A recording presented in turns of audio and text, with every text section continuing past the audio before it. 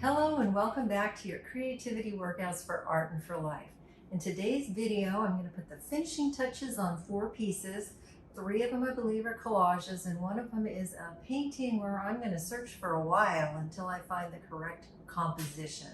I'll be using my cropping tools and I'll be gluing bits and pieces together to finish up the final arrangements. And basically what I'm showing you is some things that I found in my semi-scrap pile. It's all the same pile, but some of the stuff in there is definite scraps. Some of it is pieces that may or may not work at some point in the future, and some of it's finished pieces. So these are some of those almost finished pieces, and I managed to put 4 pieces together using these leftovers. So please enjoy the video, and if you do, like and subscribe. Thanks very much.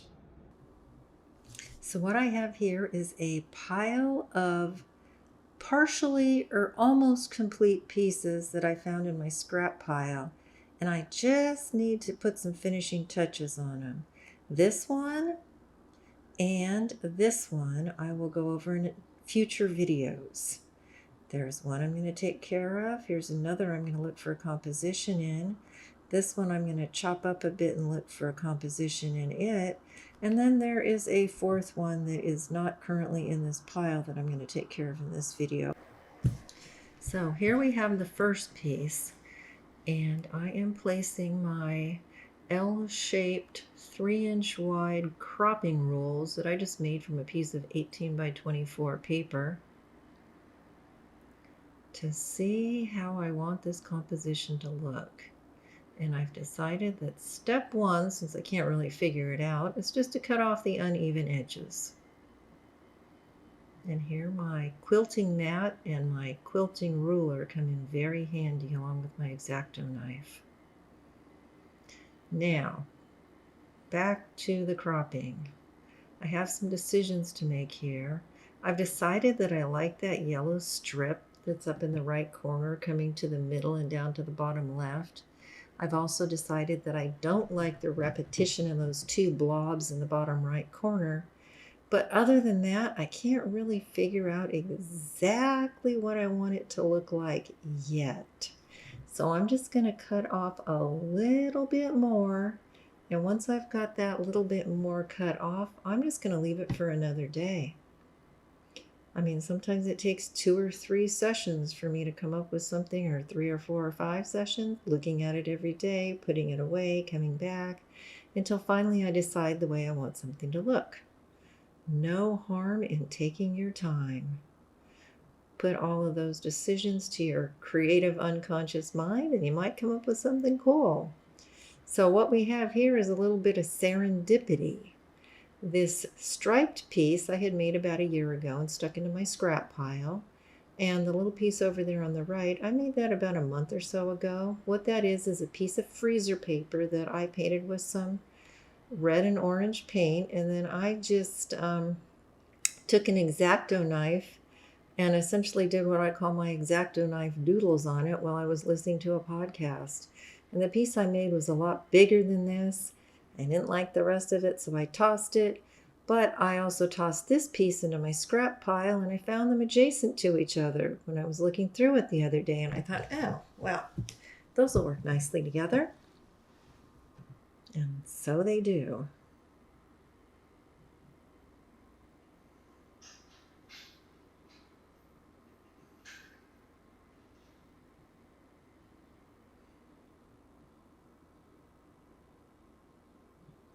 Now what I'm going to do with this is glue it on using gel medium. I think this is golden gel medium. Liquitex makes gel medium as well. And gel medium is essentially PVA glue or Elmer's glue. It's basically made of the same stuff. So it works nicely like glue. And what I like about this is the heavy creamy texture. It's creamier and less liquidy than matte medium. And also, when I use this stuff, it's not going to show on the finished piece. I can put it on the front, I can make it visible, and it's not going to be a problem. It's intended as a medium for your paint, so it essentially dries clear. And because it's matte medium, it dries matte as well, and I find that that shows up less on my finished pieces if it's a matte texture. And now I'm going to dry it between two pieces of baking parchment and put a board under it and on top of it, and then I'll put a weight on it and leave it overnight. This is a painting that I made on some 18 by 24 paper, and I think I cut a strip out of it. I'm not sure. Somehow it's not 18 by 24 anymore. But I want to put it back together. I've decided that I like it when I put these two pieces back together. So I'm going to try a couple of techniques here for abutting these things together. The first one is not going to work, so I'll try a second one. And this first method that doesn't work here, I tried it again on a piece that had a little less paint all over it a couple weeks later, and it actually worked just fine. I'm going to be making a video on that soon. But this time my butting things up against each other method didn't work. So what I'm doing here is I'm putting some gel medium on top of this strip of paper.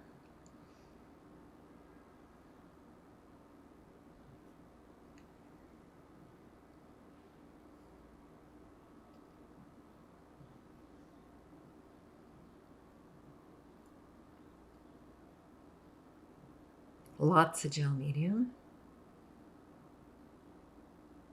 Gotta remember to be generous with the stuff. And then I'm going to just place these two things on top of the strip of paper and butt them up against each other and match them up nicely. And they look nicely matched here. So I will just dry those in between a couple of pieces of parchment paper with a heavy weight on them overnight as well. My usual technique for everything.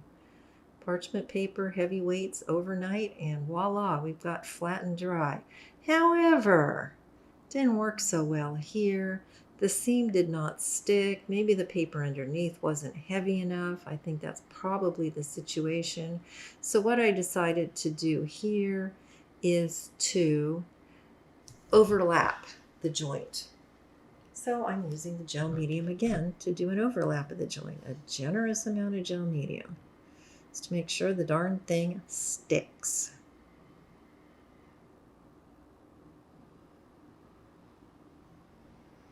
And the usual parchment paper, boards, and heavy weights to flatten and dry things and make sure they stick together. That worked actually.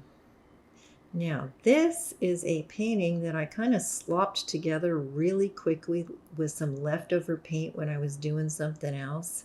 And I wasn't really intending it for it to be much of anything. It was just kind of a casual, oh, let me slop all this paint on this piece of paper here and see what happens. And I didn't like the overall composition. It looked like 4 squares or something. And I set it aside and said, maybe I'll use it later for something. And then I just thought, well, maybe there's a painting inside there somewhere. If I use my cropping tools, maybe I'll be able to find it. So I spend quite a bit of time, you will see here, looking for a composition. And I do eventually find one. And while I'm going through this, you're probably going to notice that there are a few compositions that I should have kept and I did not. But, well, what the heck. I thought while I was doing this, it would be really cool if I could actually clone this painting about 5 times and then crop it to 5 different ways. But my only way of doing that with today's technology, as far as I know, is to photograph it, and that wouldn't be so great. So, at least not with the kind of printers that I have access to. So I am just going through this over and over and over again to see what I can find. And here I finally find the composition that I'm looking for, or at least for today. And so now I have to figure out how to cut this thing out because I need to make sure I have a border around the edges. So what I'm going to do is I'm going to take some sewing pins because they're really thin and they will make tiny little pin pricks. And I'm going to put a tiny little pin prick in each corner here, right next to the corner of the mat board.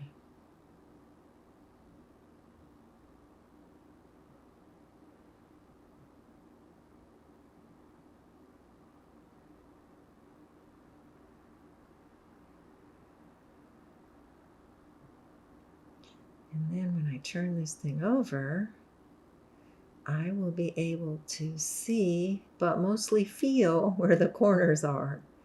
And now I am going to create a border. Well, I'm just going to outline this thing with a pen.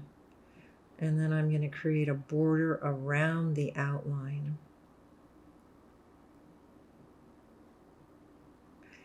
So that that border will be a little bit outside the edges of the visible part of the map, so that I can mat it on the mat board fairly easily. So in addition to those L shapes, I use mat boards as cropping tools too. A little bit of this and a little bit of that, whatever happens to work. And as you can see, I'm sitting on the floor. Why am I sitting on the floor? I do a lot of work on the floor. Why? Because the floor is a gigantic table. Sometimes I actually put a drop cloth on the floor so that I can paint on the floor. And while I cut this out, I notice that I got a lot of big chunks of leftovers. So I'm going to put these back in my scrap pile. Who knows what I'll be able to figure out to do with them at a later date. So there's my final piece, and the mat board fits over it nicely with a little bit of margin.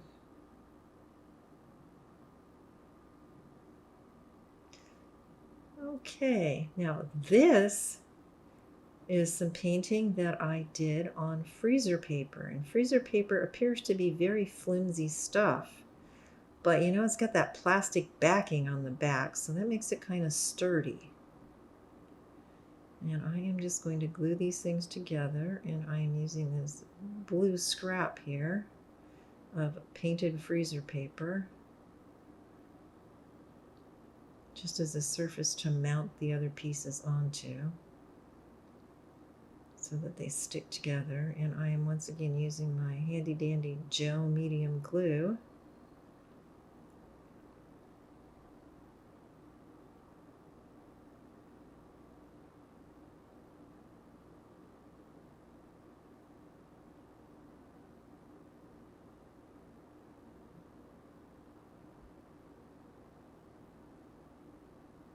And you can see I'm painting a lot of gel medium on the top of this thing to make sure that it stays together. And like I mentioned, the good thing about this is it will not be visible in the final piece.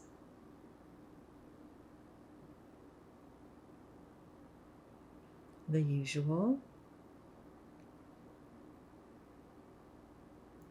parchment paper,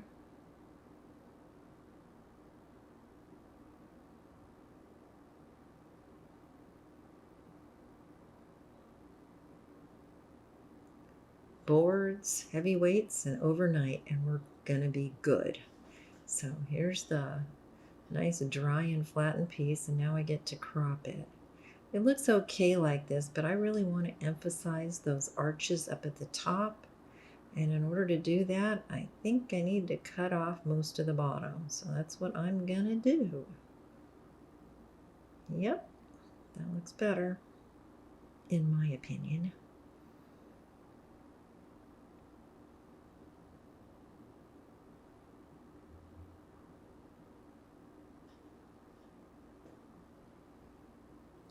And this quilting ruler really comes into its own here, because of the fact that you have a width across it as well as a length down it. You can easily line up right angles, and you can cut and make nice square rectangles without measuring. No need to measure with a ruler, which is a pain in the you-know-what. And there we go. Here is the final piece. And I'm going to place it back on top of my mat board and place another piece of my paper on the other side of it, just so that it is surrounded entirely by white and I can see and focus completely on the piece. And there it is. I hope you enjoyed the video, and if you did, please like and subscribe. Thanks for watching.